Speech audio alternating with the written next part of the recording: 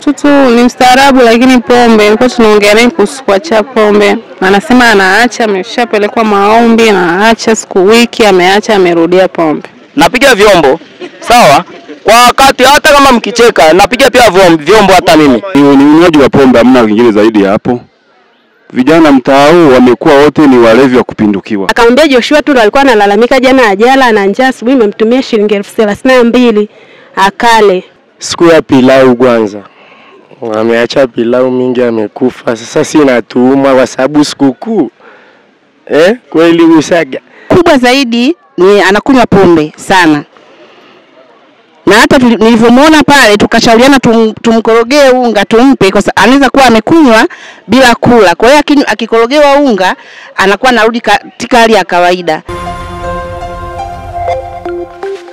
Mtazamaji, jina langu naitwa Alphonse Kusaga, mwandishi wa Wananchi. Leo ni tarehe 25 ya mwezi wa 12 mwaka 2025. Hapa ni katika mtaa wa Engo Sengiu uliopo kata Sinoni jijini Arusha. Tumekuja kuripoti taarifa ya kijana mmoja anayefahamika kwa jina la Joshua. Kijana huyu inaeleza kwamba yeye anafanya shughuli ya kufyatua matofali katika eneo hili. Lakini leo majira ya asubuhi siku ya Christmas alifika hapa kwa ajili ya kuanza kazi, lakini kabla hajaanza kazi amekuwa na kawaida ya kwenda kunywa kidogo halafu anakuja kuendelea na kazi. Lakini kwa mujibu wa ndugu yake ameeleza kwamba Joshua amekuwa ni mlevi, na mara nyingi kupitia ulevi huo wamekuwa kimpeleka kwenye maombi kuombewa, lakini haikuleta matokeo yoyote. Lakini mara nyingi pia wamekuwa kimuonya asinywe pombe. Alikuwa hali chakula, jambo ambalo lilimfanya kudhoofu. Leo alipokuja hapo alianguka, mwisho wa siku akafariki dunia papo hapo. Lakini tumezungumza na diwani wa kata hii ya Sinoni. Tumezungumza na mjumbe wa serikali ya mtaa pamoja na vijana, wakisema kwamba kuna haja sasa ya serikali kuona namna bora ya kuhakikisha kwamba wanachukua hatua kwa zile nyumba ambazo zinauza pombe haramu aina ya gongo, kwa sababu vijana wengi maeneo haya wanatumia sana gongo na zimekuwa zikiuzwa mchana.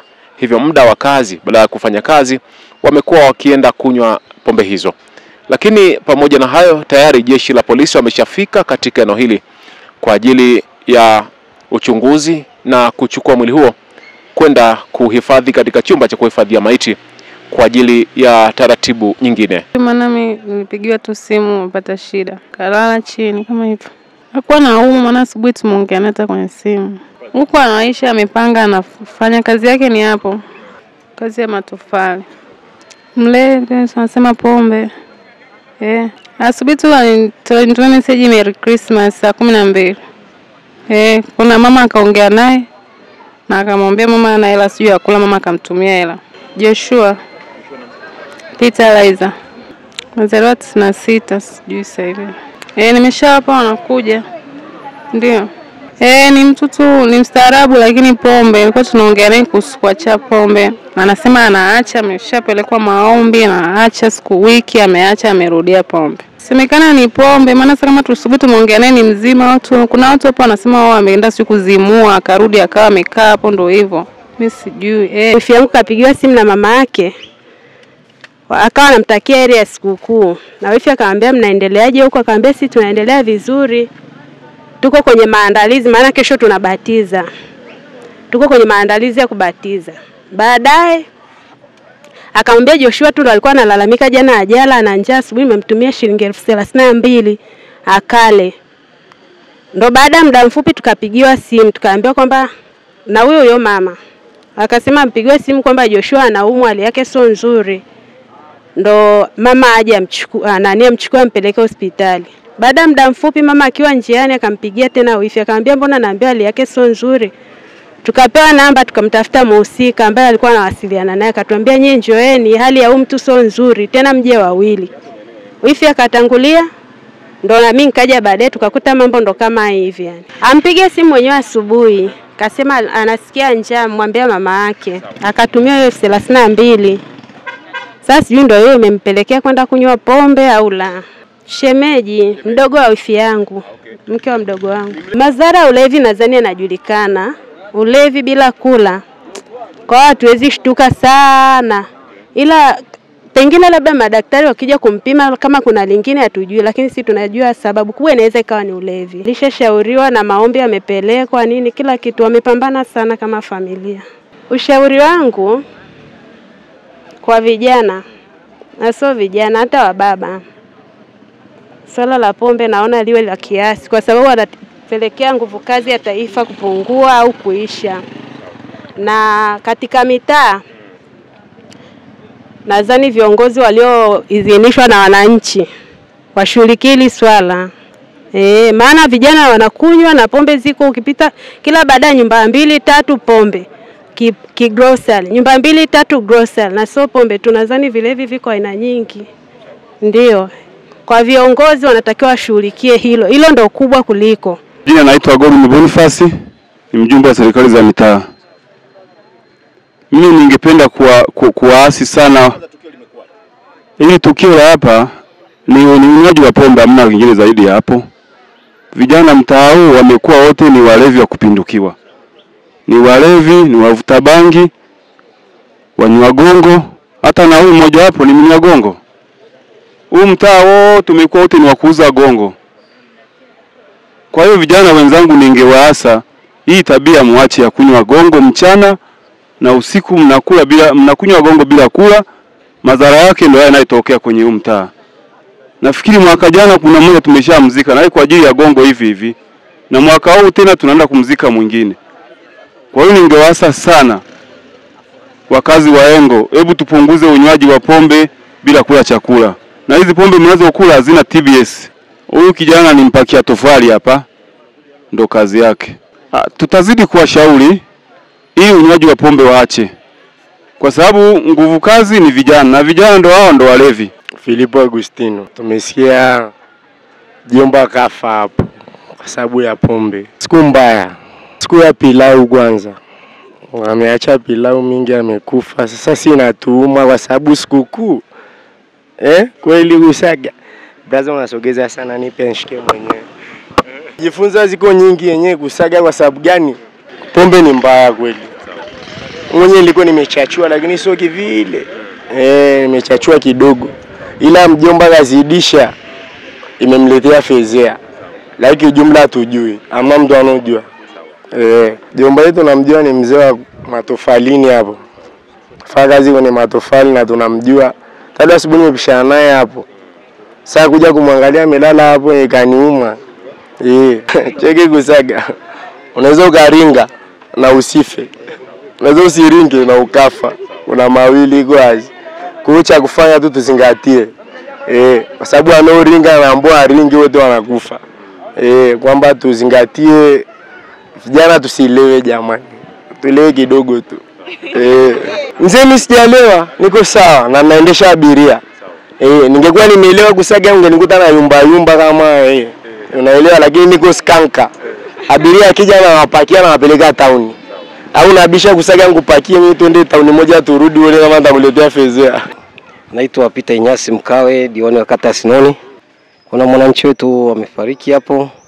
Nimepata taarifa kutoka kwa mwenye anapofanya kazi ambayo ni Mabela. Amenipigia simu kunieleza kwamba kuna mfanyakazi yake ameanguka hapo, amefariki na hatujui kilichomuua ni nini. Nimeshawataarifu polisi na polisi wamesema wanasubiri wanakuja. Na ni kweli vijana wengi wanatumia pombe sana kupita kiasi, na ndio madhara yake haya yanaweza kuwa na chanzo kinasababisha. Kwa hiyo tunawasihi vijana wengi wajaribu kupunguza unywaji wa pombe ili waweze kufanya kazi za maendeleo. Mimi nawaasa tu kwamba tujaribu kupunguza unywaji wa pombe kwa kupita kiasi ili tuendelee kufanya shughuli za kazi za maendeleo. Kwa kweli leo ni sikukuu, tunasema sikukuu tusherehekee kwa amani bila unywaji wa pombe kupita kiasi, kwa sababu unywaji wa pombe kupita kiasi unaweza kusababisha madhara. Pia tunawasihi kuendelea kukaa majumbani, kuendelea kufanya shughuli zao ili kumaliza sikukuu kwa amani. Mimi naitwa Glory, kwa jina naofahamika hapa ni mama mtumishi. Nilikuwa kwenye shughuli zangu hapo, tulikuwa nakuja kumwaga maji hapo. Ghafla nikaona watu wamekaa hapa. Wamesimama tu hapa, ikabidi na mimi nisogee kuja kuangalia. Nilikuja kuangalia ndo nikamkuta kijana amelala afu amefunikwa kofia nyekundu, nikamfunua. Nilipomfunua nikajua ni kijana tunayemfahamu, uaga anabeba matofali. Sio mkorofi, ila kubwa zaidi anakunywa pombe sana, na hata nilivyomuona pale tukashauriana tumkorogee unga tumpe, kwa sababu anaweza kuwa amekunywa bila kula. Kwa hiyo akikorogewa unga anakuwa anarudi katika hali ya kawaida. Lakini sasa walivyokuwa wanamshikashika, alikuja huyu hapa kijana, na kijana alikuwa amesimama hapa, alivyomshika mshipa hapa, akamshika na sehemu ya kitovu hapa, akakuta ameshazima. Akasema huyu hatuwezi tena kufanyaje kumuokoa. Kwa hiyo sababu kubwa ni pombe itakuwa imemuua. Na hiyo sio pombe, ni kutokula. Anaonekana alikuwa na njaa. Maana hata ukiliangalia tumbo lake hapa anaonekana ana njaa. Na shida, kuna tatizo ambalo unaweza ukaomba likaondoka. Na kuna tatizo ambalo la makusudi. Kutokana na hali ya ukitaka kutoka kwenye pombe, unaweka maamuzi ndani ya moyo wako. Lakini vijana hawataki kuweka maamuzi, kwa sababu kuna vijana wenzao wanaona kabisa wanafanya kazi zao vizuri na hawanywi pombe. Lakini wenyewe ukiwaambia kuacha pombe hawezi kuacha pombe. Na hata wakinywa pombe, unaweza akaja kukuomba, kijana anaweza akaja kukuomba, mama mtumishi, naomba unipe chakula. Lakini hapo mfukoni ana hela ya kwenda kunywa pombe. Chakula anakula cha 500, lakini pombe anakunywa shilingi 2000. Umeona Sababu kubwa ni pombe. Pombe, bangi, yani vilevi vingi sana vimetawala eneo la Engo. Na sio kama wakatazi, na watumishi wanakuja wengi wanaomba sana. Lakini shida ndio hiyo. Hapana, hawajajisahau. Hata juzi kati hapo wamekuja wamekamata tu vijana wengi sana, na wamekamata wengine ambao hawakuwa na hatia, ni kwa sababu wanajikaa kwenye makundi ya pamoja. Sisi tunaomba serikali, hasa mabalozi, wenye kiti, umeona, wakisaidiana na mapolisi. Kuna mapolisi ambao wamechaguliwa, mapolisi shirikishi ambao kutembea kila mtaa. Hatuzioni kazi zao sana kwa usema ukweli. Kwa sababu hii hali ni kila siku. Na sio pombe tu, wanapigana na mapanga. Hivi kama lisali moja hivi wameshikiana mapanga hapo watu. Umeona maugomvi, mapanga, manini. Hii hali imeharibu sana eneo la Engo. Mapombe yale mabaya yale yanaitwa si nini, si mapombe gani ile, si Diamond, si manini. Magongo, mapiwa. Kwa natakiwa nyumba hadi nyumba zitembelewa wanazouza hivyo wakamatwe kwanza, wapewe onyo kwanza hao wanaowauzia hao vijana. Kusaga pombe zikamatwe nyumba hadi nyumba. Hakuna mtu asiyejua nyumba zinazouzwa pombe hapa. Mimi naitwa Idi, naishi maeneo ya Engo, Sengeu. Mimi ni idana. Na ule ni idana mwenzangu. Ameufa ana na njaa. Mama ndio amejaa ila mahali. Maeneo ya usheria. Unaona 2000 unazoona miguu ya unazoona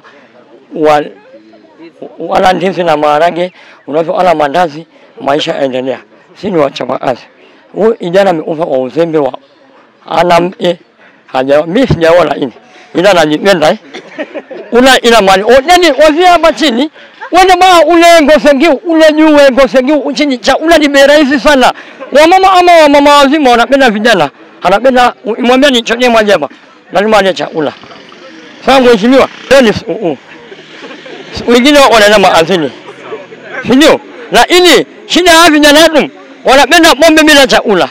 Hadana kweli. Yaani na wema wewe unajua maana ulali naye? Yes, ungambia wewe unajua. Analewa unaye, anaweza mandazi mbili, maji unywa ndo anaishi naye. Na anaweza aja una mama wale unamwaga supu bure. Sawa, anapiga azi bwana, tufanye 1500 kwa siku. Hivi hapa anapiga azi na ili sasa sijajua ni nini. Ina maana kwa ameufa 4,400. Yeah, of course.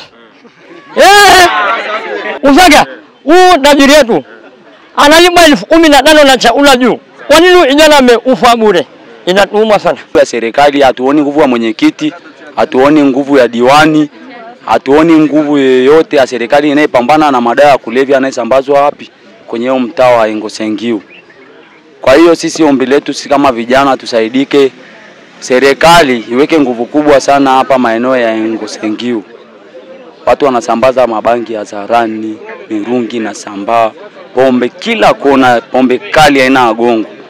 Inauzwa bei rahisi. Kwa kijana anaweza akapata hela ya kula, akapata hela ya kunywa pombe shilingi 500 kwa sababu kuna pombe za shilingi 500, lakini hela ya kula shilingi 2000 akakosa. Sawa akishatanguliza pombe basi hata kula haiwezekani tena. Kwa hiyo sasa kinachotukabili sisi hapa Engo ni kwa mheshimiwa. Tunaye mwenyekiti, tunaye diwani, mabalozi wapo kwa katiba ya nchi, sawa lakini watu wanalindana. Unaweza kukuta mtu ana supply hata madawa yake ya kulevya huku, lakini wanafanya kulindana. lakini kwenye kulindana huko ndo kunatufanya sisi vijana tunateketea, tunaangamia.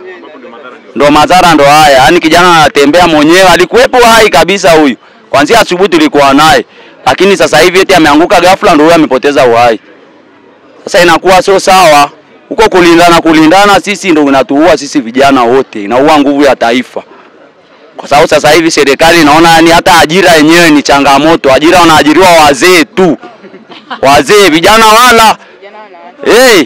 Ukikaa serikalini, ukikaa yani kijana kama kijana ukitafuta ukipeleleza hii eneo letu hapa lote la Engosengiu, unaweza kukuta vijana wawili ndo wanaajiriwa serikalini, lakini wengine wote ni kwenye zege wanapambana na mikokoteni hivyo. Na wamesoma na elimu form 6 wako huku wengi tunapakia nao hadi takataka. Sasa ile inatuumiza. Jana wanaingia kwenye pombe kutokana na maisha ni magumu. Maisha ni magumu, maisha bila kazi huwezi fanikisha hata siku moja. Sasa unakuta kijana hata kununua suruali yenyewe ni changamoto. Pambanavyo wanapata 10,000 kwa siku. Kijana kama kijana, lakini kuna wazee ambao wanaingiza mamilioni malaki kwa siku moja. Wameshafikisha umri wa kustaafu, mtu anastaafu aachi kiti kabisa. Sisi vijana tunateseka. Asubuhi alikuwa yuko vizuri. Ameenda kwenye misele yake huko, ndio sasa hivi tunamuona hapa yuko alikuwa anakunywa, lakini hatukujua alikuwa anakunywa kiasi gani. Kwenye kula hapo huwezi kumfuatilia mtu kwamba anakula au hali. Kwa sababu pombe anakunywa yeye kama yeye kumfuatilia. Tunafanya naye kazi?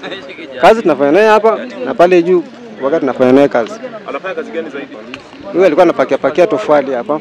Ni yeye labda katika kunywa huko pombe zake na unaokunywa. Unaweza kukuta hali. Mimi ushauri wangu kweli kusema kweli vijana waache kunywa mapombe bila kula. Ni mbaya ni kwamba tu itumike kwa wakati na pia tujali pia afya zetu tu. Yaani kimtindo. Alafu pia kama kweli jamaa mnasema analipwa 15,000 hivi kweli 15,000? Mimi hata kama kwa mfano simesema kwamba anaishi hapo mlimani. Huyo kijana ambaye sema labda kwamba hata anaweza labda anaenda Shivazi wala nini. Kwa jinsi kwa muonekano jinsi alivyo, si ndio? Kwa sababu mimi kama ni bata mimi nimeshakula sana. Sawa? Na sio kwamba mimi mwenyewe sio kwamba sipigi vinywaji. Napiga vyombo. Sawa? Kwa wakati hata kama mkicheka napiga pia vyombo hata mimi. Kunywa kinywaji mimi sisemi uongo. Kwa sababu hata nikianguka sasa hivi hapa, usije ukasema huyu jamaa labda eti amelogwa. Sawa Mimi gongo mimi siwezi kunywa gongo, sura ya gongo kiangalia hivi unaiona. Si ndio? Lakini ni kwamba kama huyu jamaa kweli analipwa 15,000, mimi nimezurudi tu kwenye masuala ya kipato. Kama huyu jamaa kweli analipwa 15,000, hiyo 15,000 kweli hata kama wewe kama unaishi nyumbani, wewe utashinda kutupia hata basi hata 2,000 ya kula. Kama analipwa 15,000 ni la parefu eti. Sio kweli huyu jamaa alipwa 15,000 bana. Hiyo sio kweli bana, tusiongopeane hapa. Amna bana, tusiongopeane bana. Pengine tu ni kwamba ni riziki kwamba siku tofali zimetoka nyingi, basi ndio hivyo unalipwa kulingana na tofali zilivyotoka. Sasa hiyo ni matumizi yake binafsi. Ila swala la maisha ya kawaida hivi, serikali inakuja inaangalia inatoa ajira kwa vijana, inatoa viwanda si vipo huko. Tanaleki waijue kiwanda cha Tanaleki. Si wafungue tu aende kule. Uzembe kwa sababu hata huduma ziko wapi za kumsaidia huyu mtu. Huduma muda wote amezimia hapo, si angepelekwa hata hospitalini hapo hivi. Wamemtoa kule alikuwa sijui ana shida gani hivyo, pombe ameshakunywa hivyo.